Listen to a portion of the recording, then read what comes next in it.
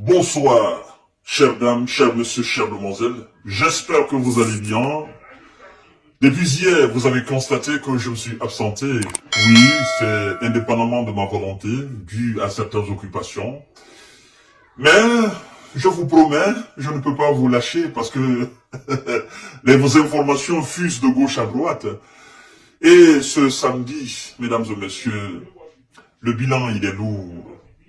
Le bilan, il est très lourd.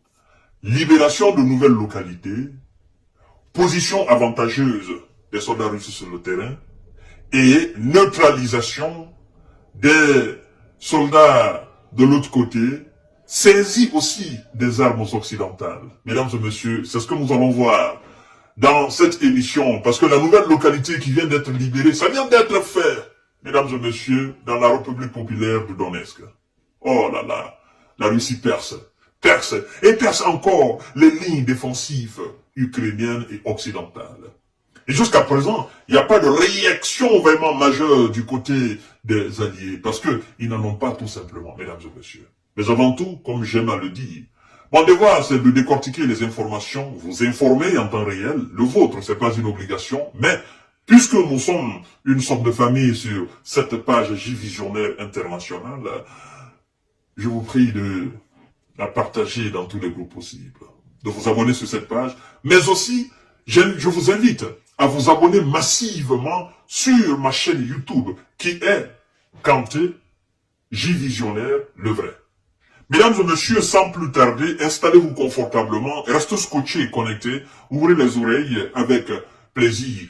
Chères dames, chers messieurs, chères demoiselles. C'est une nouvelle localité libérée par des forces armées, n'est-ce pas? Et par des forces et des armées occidentales repoussées, mais aussi des armes occidentales détruites, et le nouveau bilan parle de lui-même. Chères dames, chers messieurs, chères demoiselles, je vous ai dit qu'il n'y a rien en face, c'est le maïs. L'armée russe a libéré la localité d'Arkhangelskoïe en République populaire de Donetsk, repoussé divers contre-attaques et détruit des matériels militaires occidentaux. Nous allons alors faire la liste parce que le ministère de la Défense russe nous a fait la liste. Mesdames et messieurs, écoutez très bien, c'est très important. Partagez la vidéo dans tous les groupes possibles. Le groupement centre russe a pris le contrôle de la localité d'Arkhangelskoïe, situé au nord-est, n'est-ce pas, d'Ocheretino.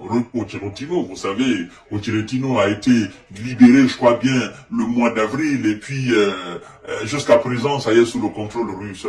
Et ce sont des villages ici, des villes, des localités nouvelles qui s'ajoutent à cela. Maintenant, nous sommes à combien? Est-ce que ça n'atteint même pas 20 localités maintenant? Hein? Début du mois, on nous parlait de 278. Est-ce que nous sommes plus à 60 ou non? Ou est-ce que nous sommes plus à 500 ou à 600 km² sous le contrôle russe? Après tout, les généraux sur les plateaux de télévision au niveau occident nous disent que non, les Russes ne font pas de percée majeure. Ça me fait beaucoup rire. Mais moi, je leur dis, la réalité viendra toujours vous démentir, mesdames et messieurs. Alors, chères dames, chers messieurs, chères demoiselles, partagez la vidéo dans tous les groupes possibles. Voilà, la République populaire de Donetsk et a été libérée par les forces du groupement centre, a annoncé ce samedi 25 mai le ministère russe de la Défense. Et vous savez d'ailleurs que c'est lui maintenant qui est à la tête de ce département, est un économiste, mais qui a une connaissance parfaite aussi de l'armée russe, qui est endoctriné, n'est-ce pas, de la doctrine militaire nucléaire russe, qui est aussi, n'est-ce pas, qui tire sa racine, n'est-ce pas, dans cette doctrine patriotique de la Russie, mesdames et messieurs. Alors, partagez la vidéo dans tous les groupes possibles. C'est pas n'importe qui. Et d'ailleurs, sa nomination a fait débat parce que les Occidentaux ont peur de lui. Mesdames et messieurs, il y a autre point clé du bilan quotidien de la défense. Et ça commence par le groupement Nord qui a repoussé 2 contre-attaques près de Volchan et de Globokoï dans la région de Kharkov et frappé 2 brigades, n'est-ce pas, des Occidentaux. Et voilà, les pertes de Kiev et ses alliés s'élèvent à 220 hommes. Un camion automoteur, voilà, Panzerhaubitze, n'est-ce pas, 2000 de factures allemandes et des LRM Vampire tchèques ont été touchés dans les tirs de contre-batterie. Ce qui me plaît chez les Russes, c'est que quand ils détruisent quelque chose, ils donnent la marque. Ils donnent le pays, le fabricant au fait. C'est pour dire, écoutez, ce que nous avons, ça c'est allemand, ça c'est tchèque, ça c'est américain, ça c'est français, ça c'est francophone. Vous ne pouvez pas démentir parce qu'ils ont les carcasses. Vous ne pouvez pas. Et ils ont la connaissance, ils ont une connaissance parfaite de toutes les armes que les Occidentaux utilisent et fabriquent. C'est ça aussi. C'est une capacité, mesdames et messieurs.